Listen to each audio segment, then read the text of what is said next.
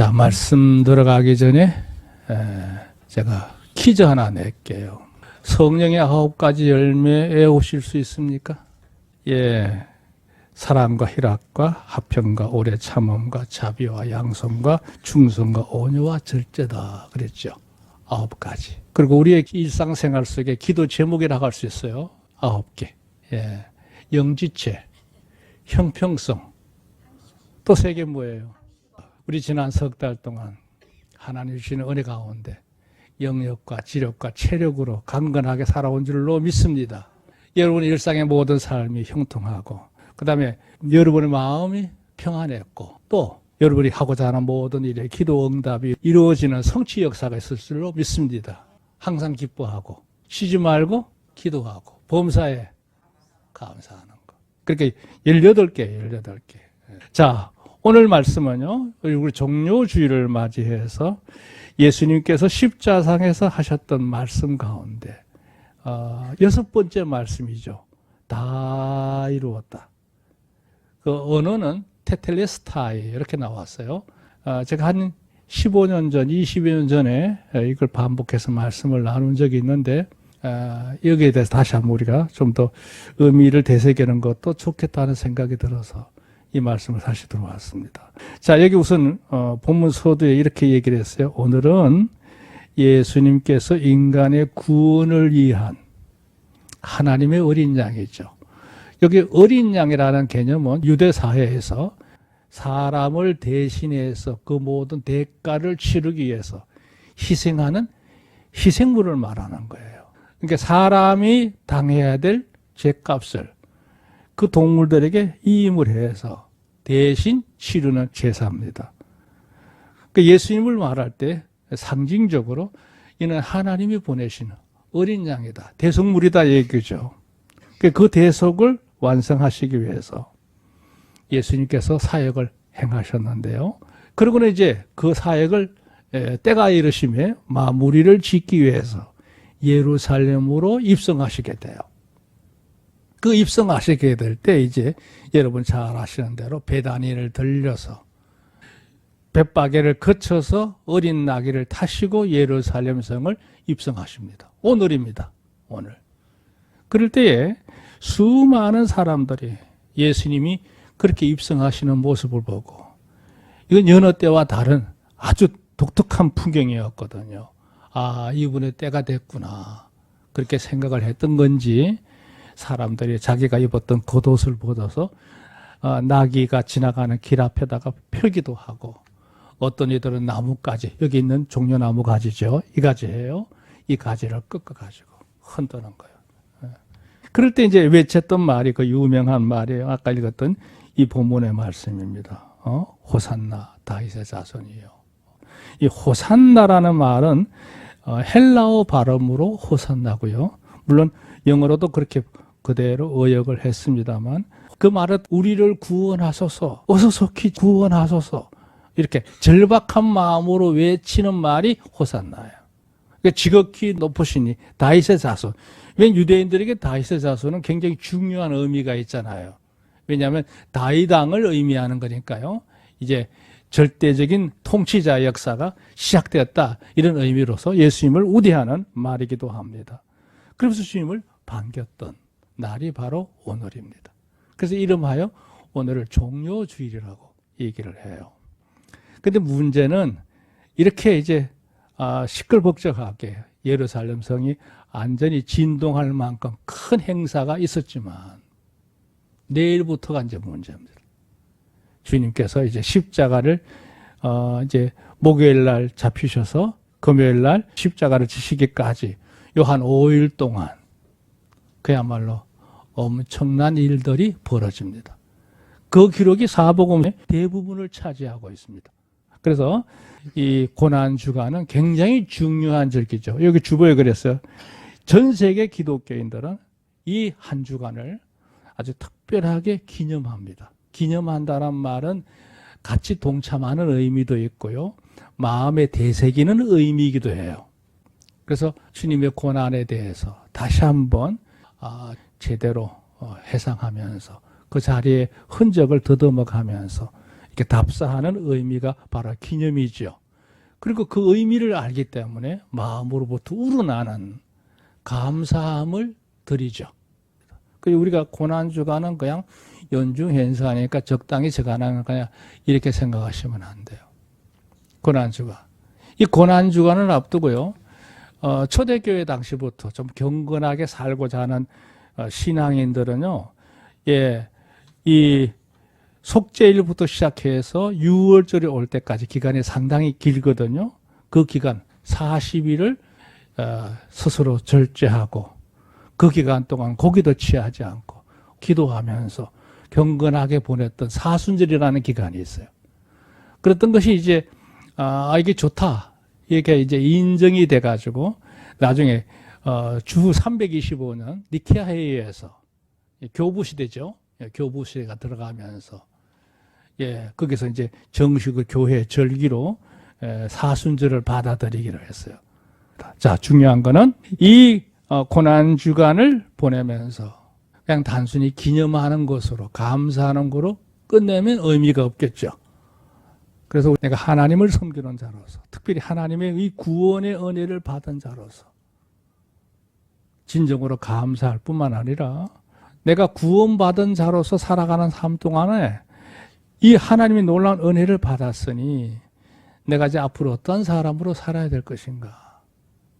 그런 데 대한 자기 스스로의 성찰과 회개와 결의가 이루어지는 그런 절기가 바로 이 고난주간의 진정한 기념의 의미라고 말할 수 있습니다. 그러니까 여러분이 참고하셨으면 좋겠습니다.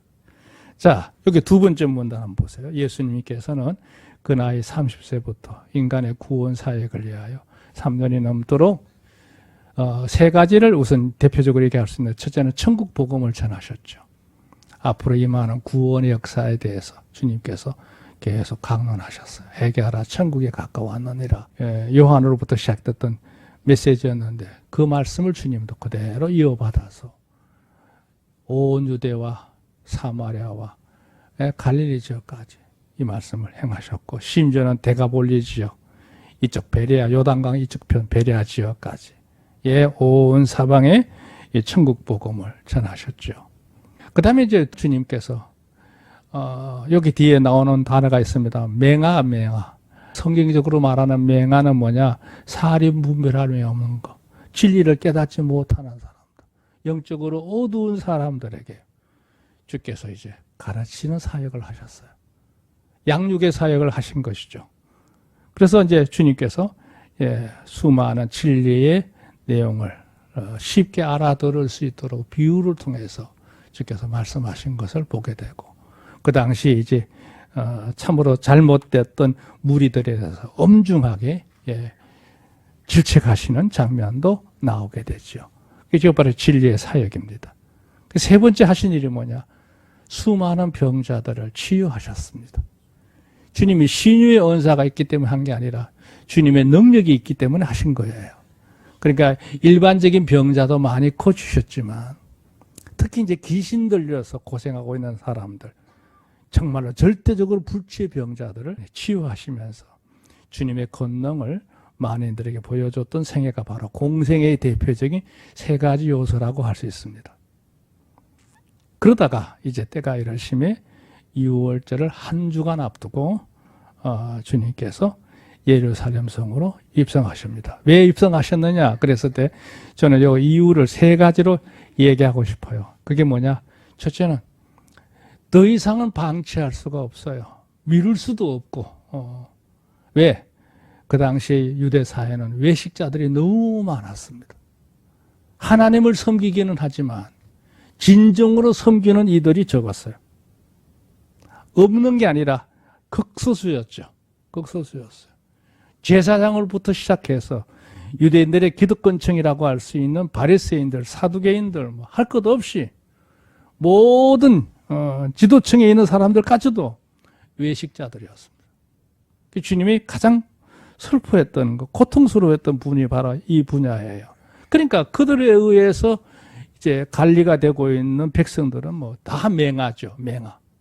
사리 분별 못하고 진리가 뭔지도 모르고 거짓된 것을 진실인 것으로 오인을 하고 따랐던 이런 이제 맹종자들이 많은 거죠. 근데 또 하나가 있습니다. 그 다음 단어가 참 재미있는 단어인데요. 오리가 많았어요. 오리. 물가에 있는 오리가 아닙니다. 여름 하나는 탐관오리라 하잖아요. 탐관오리. 그 오리입니다. 여기 더러울 오자에다가 벼슬아치 리자거든요. 그러니까 무슨 얘기냐 하면 부정부패를 일삼으면서 인생의 안위를 구하는 잘못된 관리들을 다 총칭해서 이들을 이제 오리라고 그래요. 오리. 유대인 사회 속에도 있었고 유대 사회를 지배하고 있었던 로마의 그 세력들도 다 거의 다 탐관오리지요. 대표적인 사람이 빌라도 총독 아닙니까? 그가 옳지 않으면 알면서도 백성들의 눈치를 봐가면서 예수님에게 사형 언도를 내렸던 무책임한 오리죠, 오리. 그들의 세력을 주님이 이제 이 예루살렘 입성하신 후에 5일 동안 아주 치열하게 대처합니다. 그러니까 이들이 평소에 예수님에 대해서 늘 좋지 않게 생각을 하고 기회만 오기만 하면 저놈을 잡아다가 어떤 혐의를 씌우든 간에 죽여야겠다. 이런 음모들을 꾸미고 있었어요. 이제 그는 다시 고민다 의미할게요. 그러다가 주님께서 결국은 목요일 날 밤에 가장 가까웠던 제자에 의해서 배신을 당하고 주님이 이제 계신 그 자리를 그 가룟 유다가 인도해서 아주 손쉽게 주님을 결박해가지고 목요일 밤부터 한 11시, 12시 가까운 그 무렵인데 그때부터 주님이 이제 밤새도록 끌려다니시면서 엄청난 수욕을 당합니다. 수욕. 부끄러운 수치를 당합니다. 그렇게 해서 이미 금요일 아침에, 이른 아침에 벌써 간정으로 끌려가서 형식은 다 밟아요. 로마 정부의 행정관의 마지막 재판까지 거쳐서 합법적으로 주님을 골고다 언덕으로 끌고 가서 십자가에 처형하는 일이 벌어집니다. 주님은 벌써 아침에 예루살렘 그 언덕 골고다 언덕길을 걸어서 사람들의 조소를 받으면서 또 한쪽에는 울부짖는 사람들이 있고요. 이런 가운데 이제 형장으로 가서 벌써 아침 9시에 형이 집행이 돼서 오후 3시까지 6시간 동안 십자가 달리시는 가운데 주님이 운명하셔요. 대개는 십자가형을 당하면 그렇게 빨리 죽지는 않아요. 길게는 보름도 가고 20일도 간대요. 십자가 달리면 고통스럽게 서서히 죽는 것인데 그 6시간밖에 주님은 견디지 못하셨어요. 그건 상대적으로 뭘 의미하느냐 하면 지난 밤에 주님이 그렇게 잡히시고 난 이후부터 그 시간까지 엄청난 시달림을 받았다는 얘기죠. 성경에 다 기록하지 않았지만 그 내용이 얼마나 참혹했을까 하는 것을 우리가 짐작할 수가 있습니다. 그렇게 운명하셨던 것이 바로 이번 주 금요일입니다. 그랬던 주님께서 그 잡히시고 난 이후부터 십자가에서 운명하시는 그 시간까지 주님이 하셨던 말씀들이 많거든요. 그 말씀을 다 이번 시간에 논하기는 어려울 것 같고 제가 땀나면 오늘 저녁이라도 이 교환을 만들어서 여러분에 강론해 드리겠습니다. 자, 오늘 우리가 관심 가져야 될 부분은 이거예요. 1번, 예수님의 십자가에서 가상치료. 가상이란 말은요, 매달린 채로 하셨던 말씀이란 뜻이에요. 7가지 말씀이 계셨는데요. 자, 여기 설명을 볼까요? 예수님의 순환 과정은 이미 오랫동안 분한이야, 분한. 그들이 철저하게 마음으로부터 정오심을 가지고 벼르고 있었다는 뜻이에요. 그랬던 그들이 계속 잘못되게 사람들을 왜곡시켜가면서 선동을 했던 거예요. 그렇게 해서 자기 편의 사람들을 많이 만들었습니다. 그랬던 때마침 주님께서 6월절을 앞두고 예루살렘에 입성하시게 되니까 그 기회를 놓치지 않은 거죠. 그리고는 이제 주님을 잡기 위해서 예수님의 제자 가운데 한 사람을 매수하게 되고 그 언산십에 가룟 유다에게 대가를 치르고 예수님이 계신 곳을 이제 알려주게 되죠. 그러니까 주님을 잡고 난 이후에 뭐 망설임이 없습니다. 뭐 사전 심의 이런 거 없어요. 그냥 일사천리로 그때부터 밤새도록 정말로 이치에 맞지 않는 부당한 일을 저질러 가면서 온갖 수모를 주면서 고통을 주면서 폭력을 행하면서 그리고 이제 주님을 십자가에 처형하는 사건이 진행이 돼요. 그래서 부당하고 수욕적이고 참혹하다 이거죠. 근데 이런 과정에서 주님이 그 대응하시는 모습을 보면 참 마음이 아리기도 하고 놀랍기도 하고, 야, 이분이 정말 하나님의 아들이셨구나 하는 것을 절감할 수가 있습니다. 다 논할 수 없고, 오늘은요, 여기 소개된 대로 7가지 말씀. 오늘 저녁에 제가 시간 나면 이 문제를 다시 한번 언급해야 되지 않을까 하는 생각이 있습니다. 자, 주님이 달리셨을 때 막 사방에서 선동하는 무리들이 아우성을 치죠. 하나님의 아들이라고 하는 너가 왜 달려있느냐. 십자가에서 한번 내려와 봐라. 증명해라. 막 그런 일도 있고, 돌 던지는 사람도 있고, 돌아서 침 뱉는 사람도 있고, 막 아우성이죠.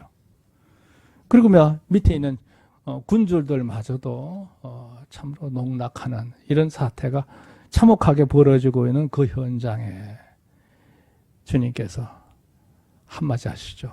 아버지요, 저들을 사하여 주옵소서. 저들은 지금 자기가 하고 있는 것을 알지 못하고 있습니다. 그 용서의 기도가 첫마디였어요. 놀라운 일이죠. 이거에 관해서 말씀을 나눠도 아마 한참 해야 될 거예요. 그러고 있을 때 이제 덩달아 양쪽에 함께 달렸던 두 강도가 있어요. 두 강도는 왜 죽었느냐? 예수님에게 형장을 보낼 때 예수님만 십자가에 처형을 하면 나중에 문제가 되거든요. 그래서 당시 흉악범을 같이 처형을 해야 구세게 맞는단 말이에요. 예수님이 하는 일에 이 처형에 대해서 정당성을 만들기 위해서 양쪽의 강도들도 그날 함께 죽었는데요. 두 강도가 처음에는 사람들 속에서 막 그들이 떠드는 얘기를 듣고 예수님을 공격을 하다가 주님이 기도하시는 모습을 보고 한 강도는 정신을 차린 거예요. 그 강도가 얘기하죠. 야, 우리는 잘못했기 때문에 이 형을 받는 건 당연하다 하지만 봐라, 이분이 지금 무슨 죄가 있느냐. 이런 와중에도 저 기도를 하고 있지 않느냐. 그러면서 주님한테 이 강도가 호소하죠. 주여, 당신의 나라에 가시거든 세상에서 봤던 나를 기억해 주시겠습니까? 그 주님 뭘 하셨어요? 오늘 내가 나와 함께 낙원에 있으리라. 할렐루야. 그 십자가에 달리는 그 순간에 예수님을 마음에 영접하는 건데 그 고백이 구원의 고백이 된 거예요. 그 두 번째 말씀이죠. 그렇게 고통을 당하고 있던 그 현장에 제자들은 다 뿔뿔이 흩어지고 숨어버렸는데 예수님의 모친 마리아가 그 십자가 형장 밑에 와서 울고 계셨어요. 얘기하죠. 보소서, 아들입니다. 그러면서 사도연에게 한 의미 있는 말, 이제부터 너의 어머니다. 이 모습에게 나를 대신해 어머니처럼 잘 모셔달라. 이 자식으로서의 정말 효도의 말씀을 하신 것을 보게 돼요. 그리고 이제 12시가 지나면서 갑자기 사방에 천지가 어두워지지요. 한낮에 천지가 어두워질 리가 없지요. 어떤 이들은 뭐 일시현상이다 이렇게 말하는데 아닙니다. 그게 몇 시간 동안 진행될 수는 없는 일이거든요. 낮 12시부터 오후 3시까지가 천지가 깜깜해 버렸어요. 태양이 빛을 잃어버린 겁니다. 이건 영적인 의미가 커요. 무슨 얘기예요? 이 세상에 하나님이 없는 세상은 어떤 세상일까요? 그건 암흑의 세상이라고 믿습니다. 우리 사회도 마찬가지예요. 하나님 섬기는 사람들을 은연중에, 아니 은연이 아니죠. 공개적으로 비판을 하고 압질하는 여러 가지 풍토들이 좀 만연하고 있는데요. 그러면 이 사회가 이루어질 건 하나밖에 없어요. 깜깜한 세상이 될 겁니다. 그러시다가 이제 어느 정도 경과했겠죠. 제가 이쪽에 주보 간주에는 그 시간이 언젠지 알 수 없지만 아마 2시가 넘어갔을 거라 생각을 해요. 거의 끝나갈 무렵에 주님께서 이제 마지막 부분이죠. 엘리 나마 사박다니, 나의 하나님 어찌하여 나를 버리십니까? 외면하냐 이 말이에요. 내가 이 고통 가운데 지금 신음하고 있습니다 하는 고통의 호소를 행하시는 걸 볼 수 있어요. 그러다가 이제 몸에서 이제 피가 쏟아지고 시간이 흐르면서 수분이 이제 모자라게 되니까 갈증을 느끼죠. 극한 갈증입니다. 내가 목마르다 그랬을 때 로마 군주 하나가 해웅에다가 다 썩어 빠진 포도주를 그냥 찍어가지고 입을 적셔주는 일이 벌어지게 되죠. 그리고 이제 오늘 주된 말씀 바로 이거예요. 다 이루었다. 다 이루었다. 오늘 우리가 관심 가져야 될 말씀은 바로 이 6번째 말씀이 제일 중요하다고 생각해요. 다 이루었다. 테텔레스타이. 이게 무슨 의미인가 하는 걸 우리가 생각해 볼까 싶어요. 그리고 이제 주님께서 아버지 내 영혼을 아버지 손에 부탁합니다. 이렇게 이제 주님께서 마지막 기도를 하시고 운명을 하셨습니다. 운명하셨어요. 이 내용이 이제 마태복음, 마가복음, 누가복음, 요한복음에 있는데요. 의미 있는 것은 요한복음에 기록되어 있는 이 내용이 우리의 구원하고 굉장히 연관되어 있는 중요한 외침들이라고 볼 수 있어요. 자, 본론으로 들어갑시다. 2번, 다 이루었다. 이 테텔레스타에 대해서 적용점을 한번 보려고 합니다. 원래 이 테텔레스타이라고 하는 이 단어는 유대 사회에서 많이 쓰고 있는 용어예요. 여기 간주에 나왔죠. 이거는 안료형으로 수동태 3인칭이다 그랬어요. 그 언형은 텔레오란 단어에서 나온 말이 바로 이 테텔레스타이도 있고요. 테텔렉하라는 파생어가 있는데요. 그 의미는 같아요. 자, 여기 보세요. 예수님의 가상치료는 사복음서의 고루수로 가고 있어요. 한쪽에 편중되어 있잖아요.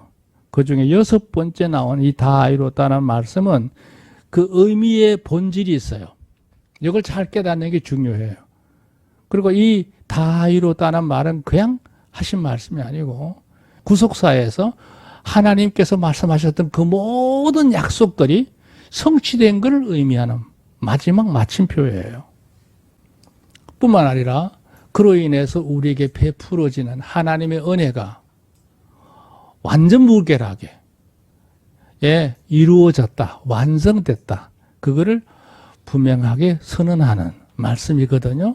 그래서 이걸 한번 볼게요. 이거에 대해서 분명하게 깨달아야 되고요. 그걸 우리가 마음속에 영접하고 그 말씀 영접한 그대로 붙잡고 일생 동안 승리하시기를 지금 축원합니다. 자, 이 테텔레스타이란 단어를 사용할 때 보통 적용점이 어떻게 되느냐?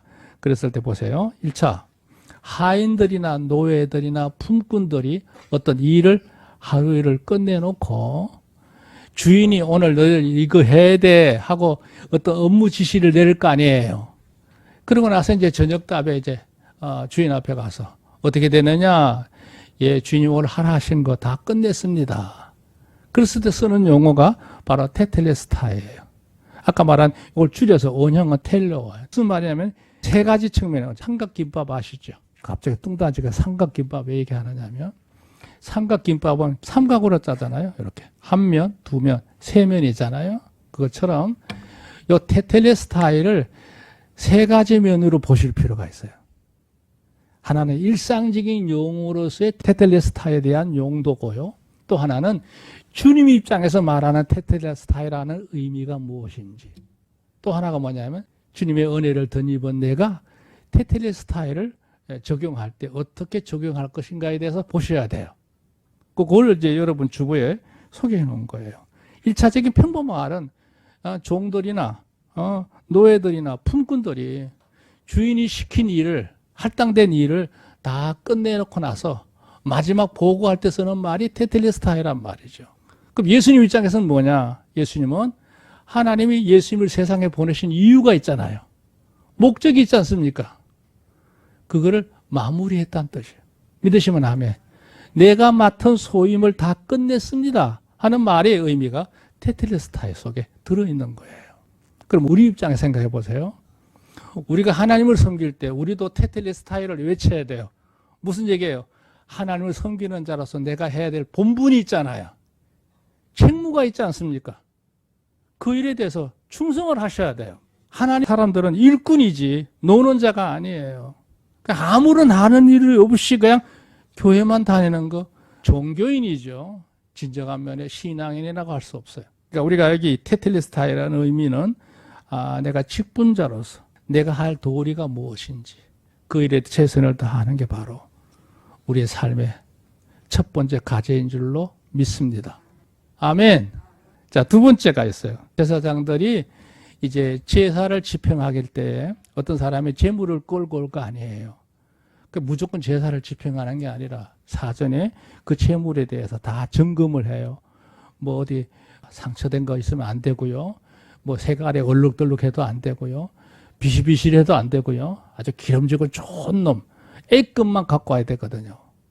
검사해 봤을 때 문제가 없어. 틀려? 그럼 돼요. 그 무슨 얘기예요? 완벽하다 이거야. 예수님은 하나님의 어린 양으로서 이 세상의 인간을 위한 제물이 되기에 흠이 없는 분이신 줄로 믿으시기 바랍니다. 완벽한 분이셨어요. 그럼 우리는 뭐 하냐? 우리도 테텔레스타이가 필요해요.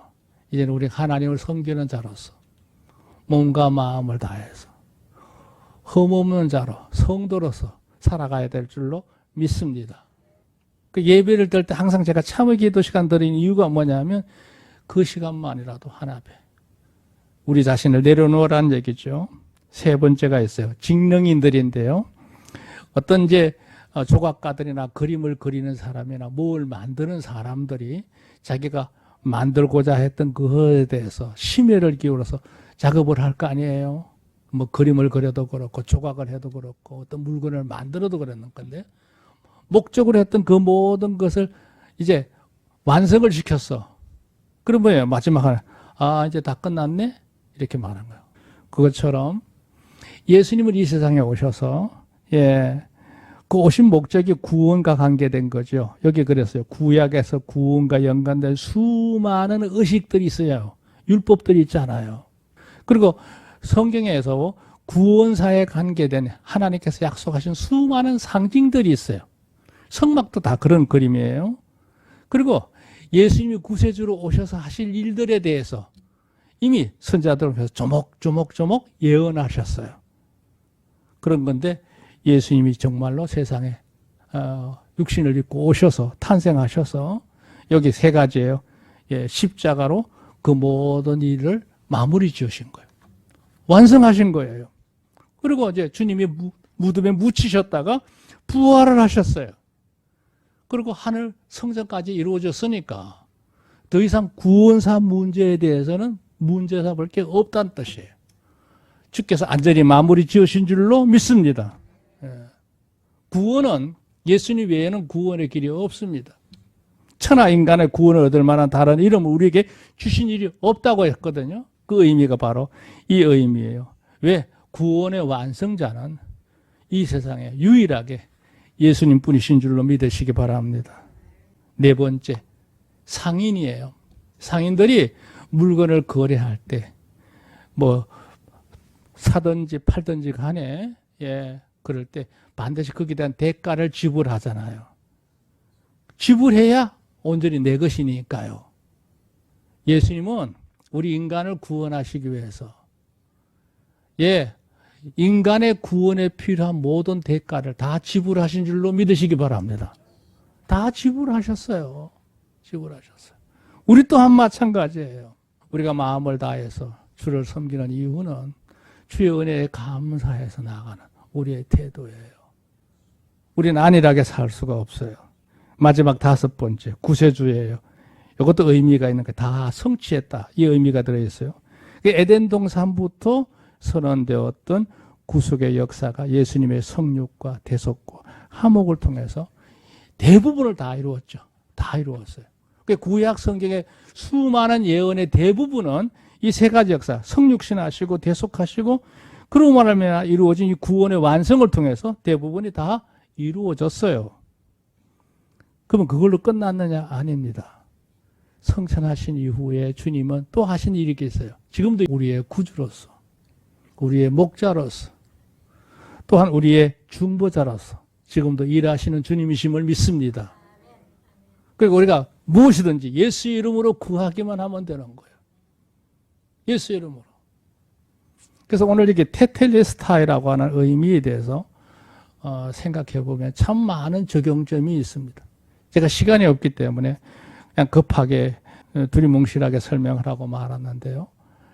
아무튼 이 고난 주간을 맞이한 여러분에게 이 구원의 은혜가 있다는 사실을 정말 우리가 제대로 감사하고 이런 절기를 통해서 우리 의식이 새로워지기를 주의 이름으로 축복합니다. 그렇게 반드시 되어야 될 줄로 믿습니다.